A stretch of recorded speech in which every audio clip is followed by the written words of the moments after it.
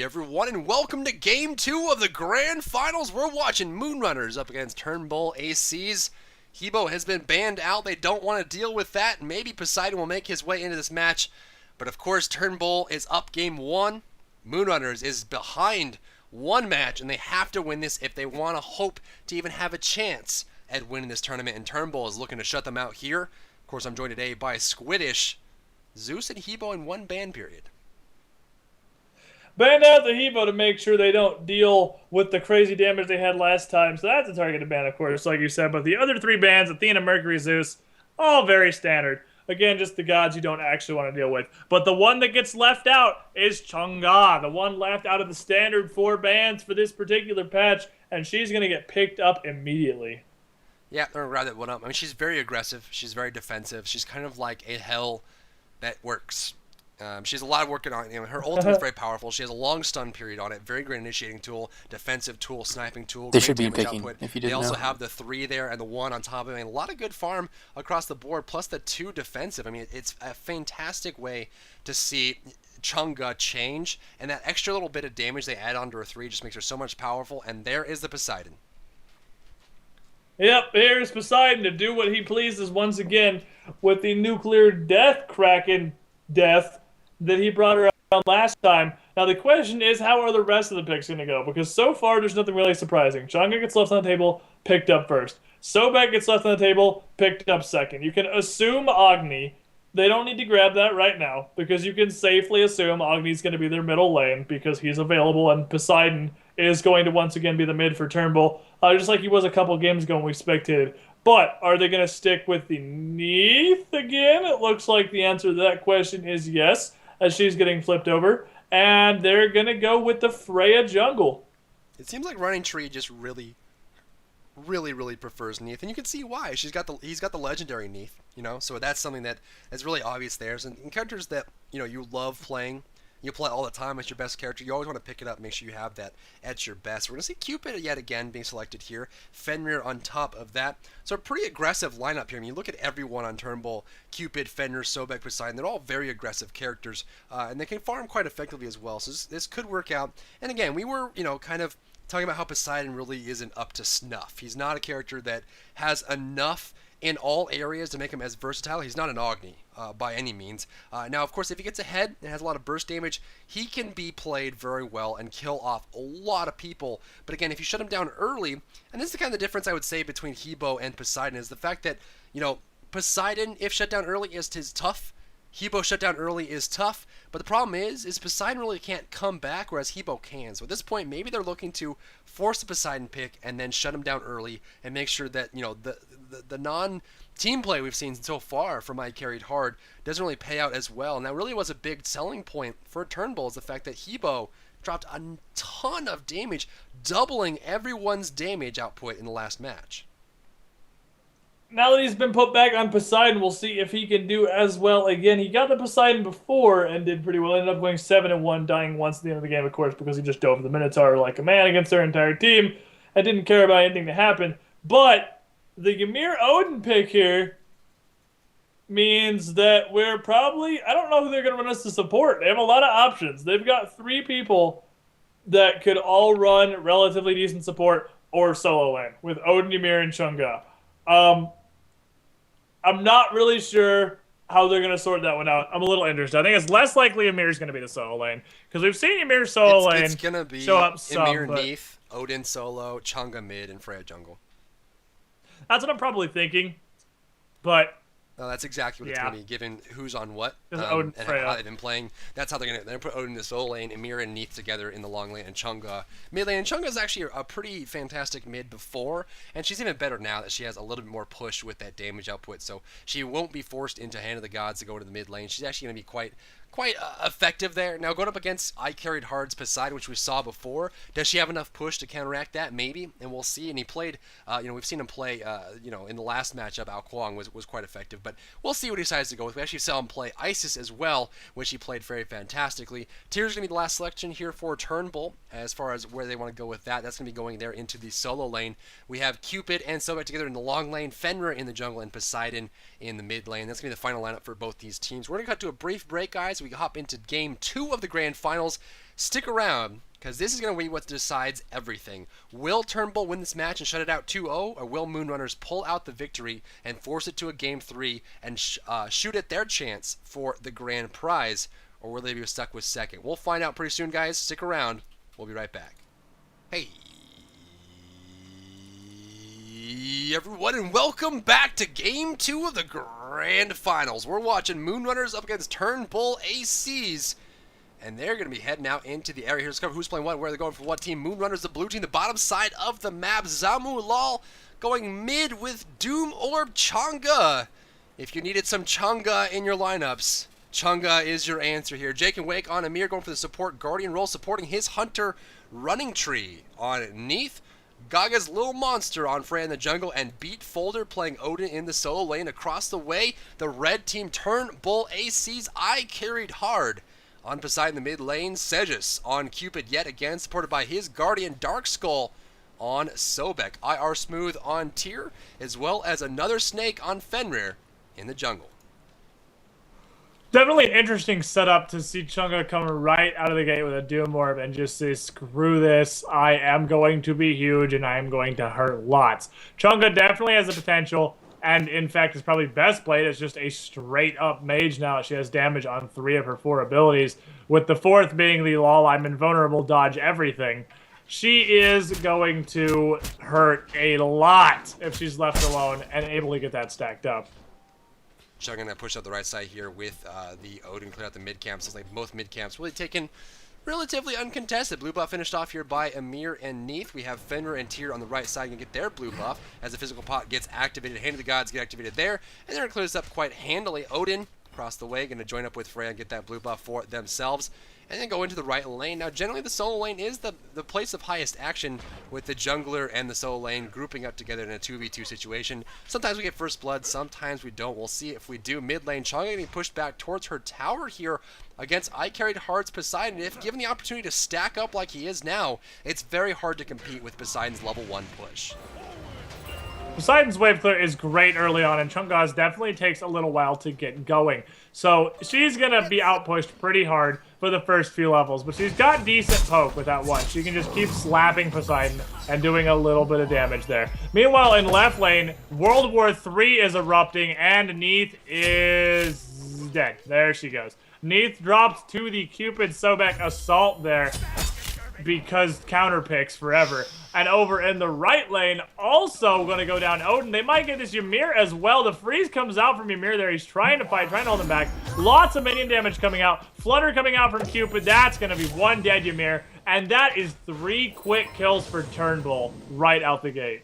We saw on the right lane, they split their damage between the Fenrir and the Tyr, so Odin ends up losing his life in the process. A very, very tough swing to swallow there. In the left lane, we saw a double kill come out, and Mir goes down, as well as the Neath. Unfortunately enough, Neath did start Heartseeker instead of Boots, so that's going to delay that Heartseeker even further, which of course not only puts Cupid ahead, which means when she finishes it and starts stacking it up, Cupid is more likely to remove those stacks. So Neath needs to play very passively here and get caught up. Backflip comes out here as Sobek runs up and zones her out. Mid-camp easily secured by Poseidon and Fenrir. Nowhere for Chang'e to go. Needs the Doom Orb to be finished and stacked up, but right now Poseidon is just laying on heavy pressure. And right here, the Poseidon ultimate gets popped by the Chang'e too!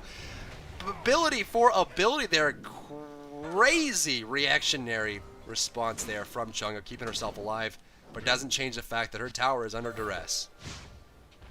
Well, here's the problem for Poseidon. That is going to be the story of his entire game. Like we've talked about, Poseidon is a hyper one-trick pony. He does one thing, and that is drop Krakens. That's really all he does. Brutalize coming out from Fenrir. 3 hits of it avoided by Chang'e. Now she's so close, but 1 more tick before the heal, and she would have gone down. Almost there. The Chang'e dance avoiding 3 hits of Brutalize. Fenrir, a little bit of miscommunication. Fenrir holding Freya in place with no follow-up because the Kraken was already down. Not even a tidal surge available to finish her off there. Freya's ult just laying into Fenrir, getting him very low, and he's going to be forced to fall back. There's some situations with Fenrir where you want to stand there and let your lane mates lay into them. There's some situations where you want to carry them as out of position as you possibly can. That's one where it would have been better to just take that Freya and run for your life. Left lane, Amir getting jumped on. Keeps getting the last hit here. Sobek's going to bite it.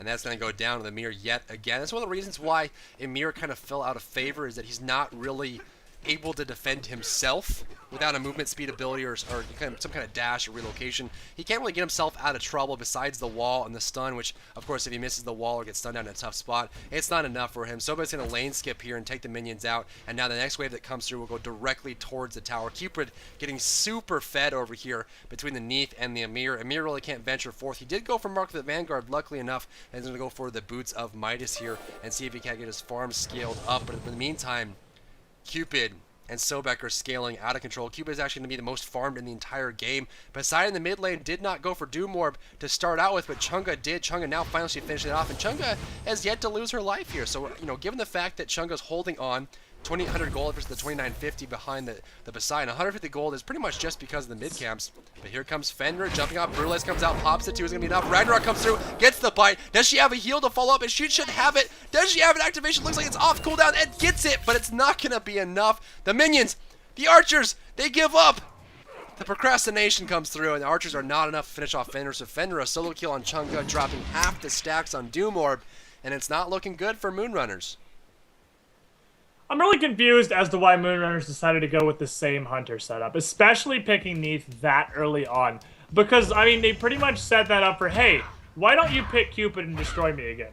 Is pretty much what they were saying, just with that counter pick. And we see the exact same situation playing out in left lane as we saw last game. Cupid 3-0 already, huge. Poseidon also quite large right now. But they just set themselves up for failure. They set this up to be exactly the same duo lane that we saw last game, with Cupid just dominating the Neith. Ymir might be able to help a little bit because he has some more CC. He's got some more he can contribute to try and protect. But like you said, early game, Ymir can't even protect himself, much less somebody else. Exactly, that's the biggest thing. And right now, he's going to have to hold on to that. Again, 3 Hand of the Gods, 2 Eye of Providence run by Moonrunners. They're running this really every game. Right side, Odin getting pushed back here by the Tier. Checking in on the solo lane, we're going to see Tier boasting 3,400 gold individually versus Odin's 2,900. So a 500 gold swing between these two players in this lane, the right side. As far as the mid lane goes, Chunga about 3,200 herself, whereas Poseidon at 3,700. So a 500 gold lead there as well. Looking at the graph, we're going to see exactly that. 3,000 gold overall and 4,300 experience for Turnbull ACs versus Moonrunners. And at this point, it's really, really tough for Moonrunners to get back into this as far as the laning phase goes. Now, of course, they have plenty of mid phase. They have plenty of team fights objectives to contest here, but they have to play it properly. Otherwise, Turnbull is just going to keep scaling upward. They have to be really careful with where they fight, when they choose to fight, and how they fight when they go forward. Mid lane, Poseidon going to push back the Chunga towards the tower. Whirlpool down. Does she want to go for the ultimate? Nope, he's going to let that one go, but he doesn't really need to go for it. Left lane, Cupid just bullying the Neith. Poseidon's going to want to wait for his ultimate until he knows Chunga's 2 is on cooldown. It's got a decent cooldown. It's not horribly long, but it's long enough that he'll be able to guarantee a Kraken. Sobek's coming in with his ultimate here. Neith hiding in the tower. Here's Ragnarok as well. Fenrir going to get the pick. Ymir only able to stand by and watch as Fenrir picks up his woman. Now he's going to be forced to jump away into the jungle, though, so I'm not positive why he carried her back that way. But he carried her back for the safety of her own Tier 2 tower. And Poseidon going to get picked off in the mid lane in a fight with Chunga, blowing her ultimate on him just to make sure he goes down. Neith ultimate coming out on Fenrir, but there's not going to be any follow-up there. But that's going to put the first kill on the board for the Moonrunners. Poseidon actually had his ultimate there as well. Just got completely caught out of position. Freya came by, and that was just too much. So surprisingly enough, given the fact that Chunga is this far behind, the Doom Orb will help her scale up. That's going to be enough. Look at the burst damage there on the Fenrir in the mid lane. He's going to jump away and be just fine. Chunga coming from behind as well. Right side being pushed up freely by Tyr. That's going to force a teleport from the Odin. Another 200 gold loss there. Left side tower is going to go down to the pressure of Cupid and Sobek. Spirit Arrow coming out, going to root him at the end of his dash. Charge spray into Cupid. Cupid ultimate. She's going to jump out of it, going towards the Cupid. Backflip coming out. Heart bomb should be enough. And there goes the pop. I think most of us have seen a heart bomb backflip combination at some point in our lives. Yeah, I mean, you got the potential to do some really bad things with that. I mean, you could totally screw your team over by backflipping the heart bomb into 2 of your friends and handing the Cupid a triple kill. But, I mean, you'd have to screw up really, really badly to do something like that. I think. I don't think anyone would actually have something that unfortunate happen to them. I don't know if that could ever happen. Chunga in the mid lane Pretty pushes unlikely. up towards the mid tower. So they're going to push forward here. Tier finding some ground. The right side tower is pressured pretty heavily. In fact, Tier is very, very heavily in the lead versus this Odin. And I mean, that's probably one of the biggest pitfalls of this team for Moonrunners is the fact that they don't really have anything going for them. You know, the solo lane's not ahead, the mid lane's not ahead, the left lane has already lost their tower. I mean, everything as far as the laning phase goes is in favor of Turnbull. Now we have an engagement here in the mid lane. Poseidon ultimate going right on top of Chunga, who could not avoid it this time around. Great Chunga ultimate, she's going to die to the Whirlpool, but this may buy some time for Freya to miss 2 shots, but lane 2 and finish off the Poseidon. And now Sobek's going to come through, but not able to get any ground there. Right side, Odin losing his tower. Tier going to get away from that one. Did Odin have an ultimate there? He did. Surprisingly enough, didn't trap him there. Chunga able to trade her life for 2 with that great ult there, and we have in a nutshell why Chunga is banned. Because she's crazy right now with all the damage she can lay down. On top of the fact that her ultimate has always been a superpower. She's got one of the best ults in the entire game. That's never changed. But she's basically been a walking ult up until this last change. And now she has the ability to actually do stuff other than ult. Cupid going in on Freya here. And this is why Cupid rocks. He just all-ins on people. He's so bursty. It's just Cupid is a monster. He's going to go around to this wall here. He's going to try and force down Ymir. He's forced out by the ultimate, forced to fight the Chunga. You know, Cupid's probably fine with this. He'll fight whoever. He's a frisky little baby. He doesn't care who he fights. Charge spray coming out from Sobek, flipping the Chunga back towards the Neath, and that gives Cupid the time he needs to retreat. But Sobek not going to have as much luck. He's going to get taken down. But he basically traded his life for a dead Freya, which is absolutely a great trade for him. Gonna force this out here, a free pick there. Cupid gets out, but Sobek gets walled. Perfect wall from Ymir is gonna save his life, and Cupid still has that protected recall. Gonna go in Chin's side. Seems like he's got his build down pat. And with a Cupid, who, I mean, one of the biggest weaknesses of Cupid is the fact that all he has is a dash. Now, Shibbolunki has CC immunity during his dash, but Cupid does not. And Cupid has a lack of a ultimate, or a lack of CC immunity, a lack of, you know, reposition ability. And he's very easily focused if caught out without that dash. But with Protected Recall, he doesn't care a whole lot. He's just going to teleport home if he gets into trouble. Now, of course, Protected Recall doesn't provide a whole lot in the mid, like super mid and late game, because you really want to stay in place. Now, of course, if you feel like you're going to die or caught out, it's a great item to use, but it doesn't help you during team fights. But he's going to keep himself alive and get farm towards the late game, which is really all you really need as a carry, is just the ability to get enough farm to be scary.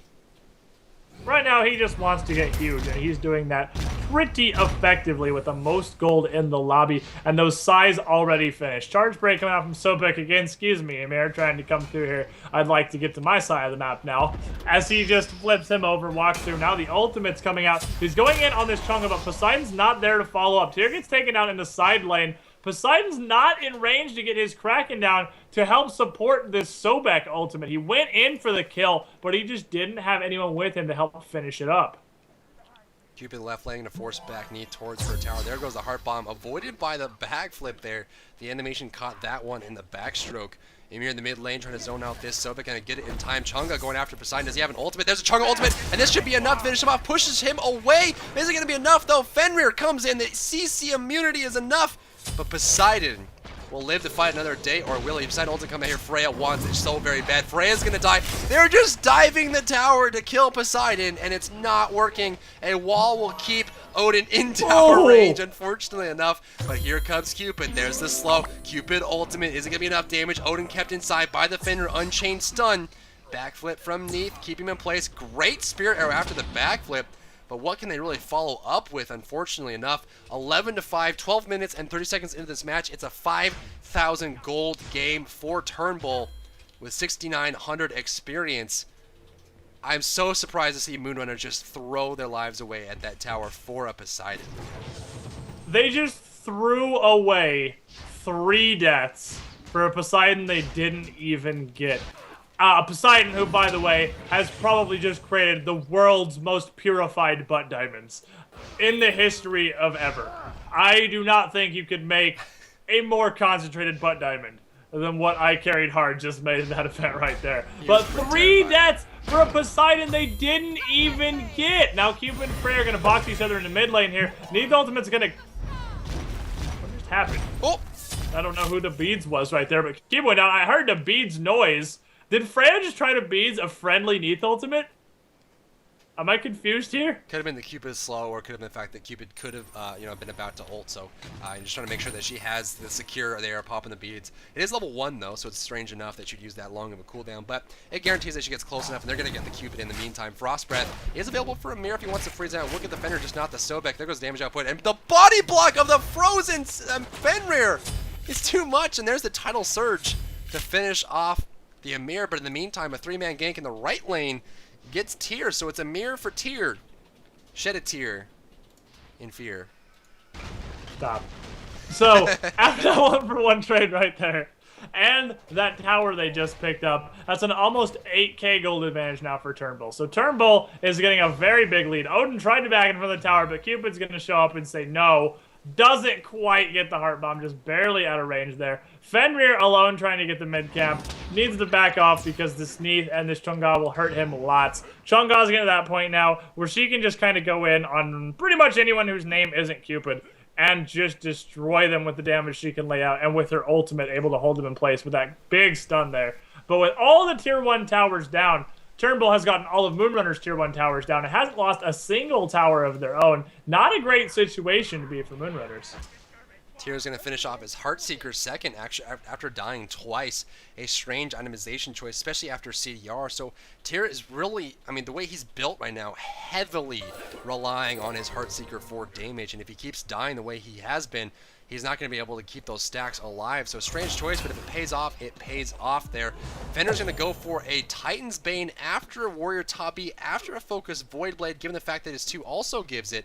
A strange situation there. Odin's going to ult immediately after Tier jumps in. He's trapped inside. Great vision coverage there. Of course, everyone forgets about the Odin passive. Cupid, ultimate, Heart Bomb, few basic attacks. Odin's going to go down. The Heart Bomb gets him as he Goomba stomps himself in just pure, unadulterated frustration. He's just like, I'm dead, god dang it. And just jumps up in the air and dies as he falls down to the Heart Bomb. Cupid gets a kill there on the Odin. A great reaction, but just did not have enough damage with the tower combined to finish off Tier or the Cupid. Freya in the jungle going against the Tier here, and she's getting the better end of it with the Radiant. Neat ultimate going to come out, but not necessary, actually, as Freya just slices him to bits. She just smashed his soul out with a Radiate there. Tier has made mistake 1. If your name is not Mercury, you do not box Freya. If your name is Mercury, you only box Freya extremely carefully. It does not work. The Freya ultimate letting so much damage down. Fenrir choosing to go for the full health Chang'e rather than the basically dead Freya, who we possibly could have killed with just the bite alone. And now he's in full retreat as Poseidon and Cupid come around. Chang'e's dance popped already. Beads the stun with a Heart Bomb, but it's not going to be enough because so much damage coming out from Poseidon. Chang'e is going to go in the ground. Freya was allowed to get away from that one. She's now going to back and go home totally fine. And after all the deaths for this red buff, Turnbull is finally going to have it. Keeping to make his way over to the right side. Looking at the tower situation, 3 towers are down in favor of Turnbull. Across the way, Moonrunners has yet to take a tower for their name. This tier 2 tower with 1,500 gold is going to go down. Another gold swing for Turnbull. Whirlpool's on the ground. The teleport comes out. He's going to get it. The recall makes it, and Cupid yet again survives death with protected recall. You have a time limit. He's going to make bubbles and rings around him, and he's going to get away if you give him the window. And right there, Cupid makes it home. In fact, Cupid has only died once thus far. 3 of his deaths avoided because of that recall. Chang'e pushing up the left lane, make sure that tower doesn't take any damage. At this point, they're looking at, looks like about 4,500 gold difference in just towers. So 4,500 of the 9,800 is just from towers for Turnbull. So Moonrunners needs to catch up in that tower situation. And I think some people, even now, after the change was so far away, Squid, value kills more than pushing in towers. And that's really, you can't. That's not. They're not worth anything.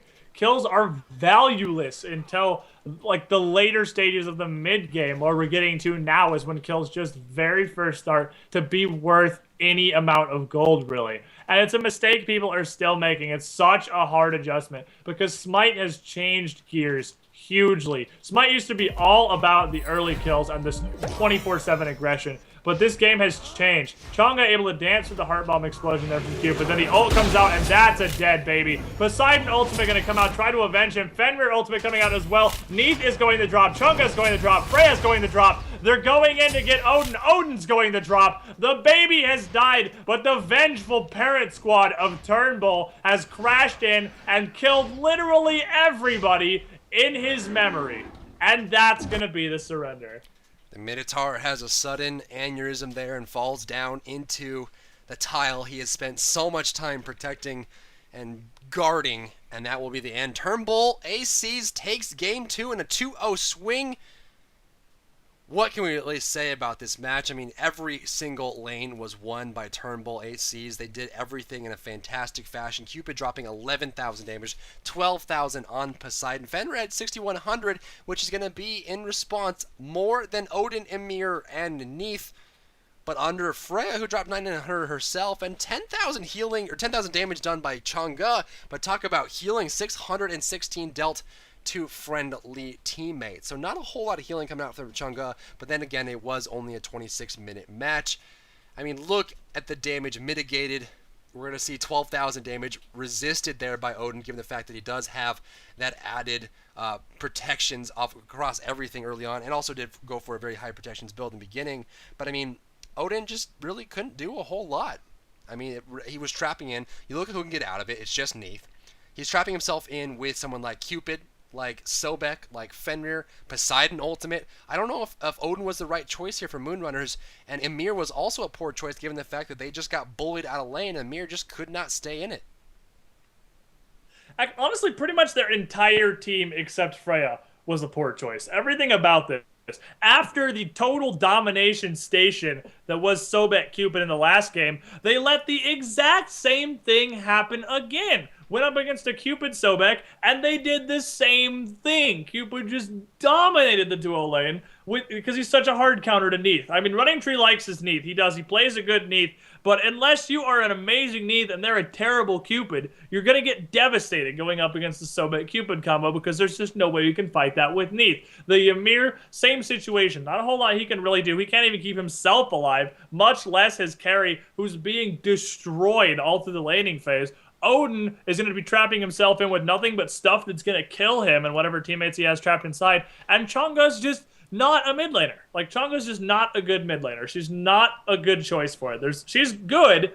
She's a great solo laner. She's an all-right support. She just can't stand up to the harsh realities of the mid lane, especially against the likes of Tyr and Fenrir. While she's an all-right counter to Poseidon because she can dodge the Kraken, you can't dodge a Kraken and Fearless and Ragnarok. I mean, something is going to get you, and after that, you're dead. There's no way you can get out of that.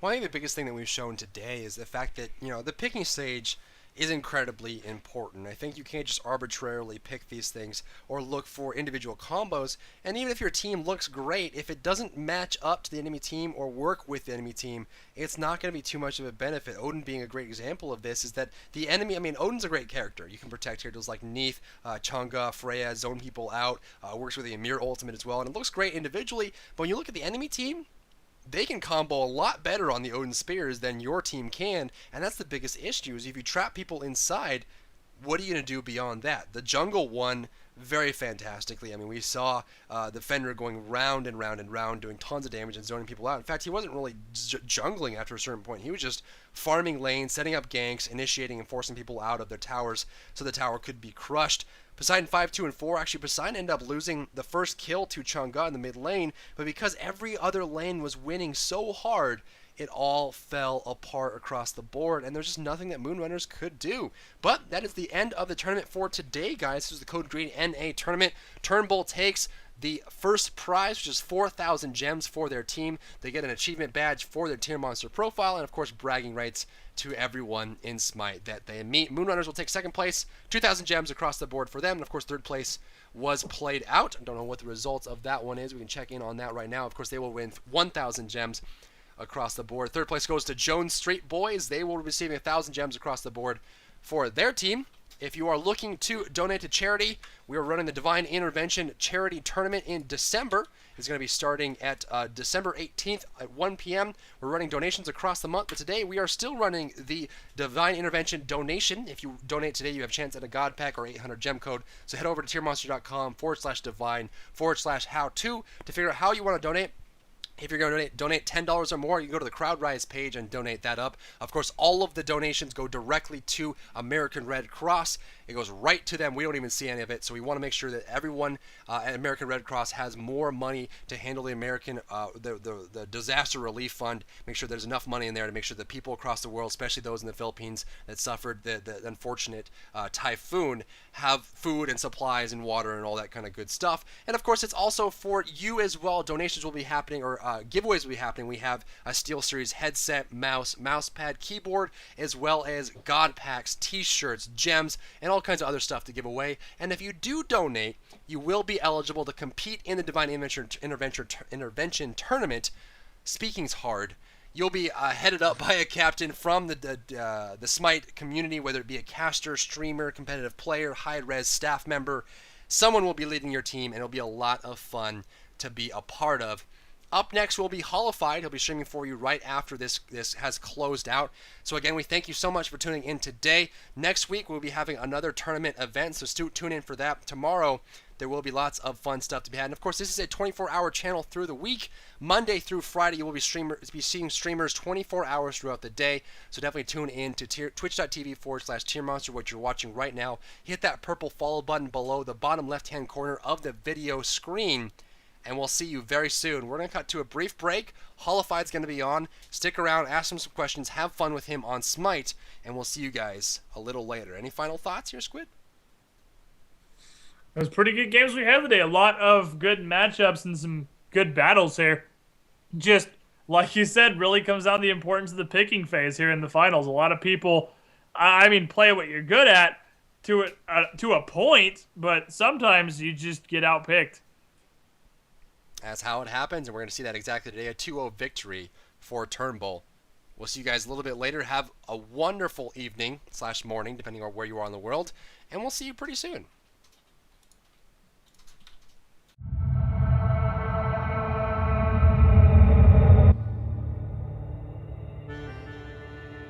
Oh, hi. Didn't see you there. Oh, this? You want to know how you could win all this, and much, much more, huh? Let's get started. Introducing Divine Intervention, a charity tournament hosted by Tiermonster.com, with all proceeds going to American Red Cross to aid them in their global disaster relief efforts. 32 teams will be headed by community members and will compete in a standard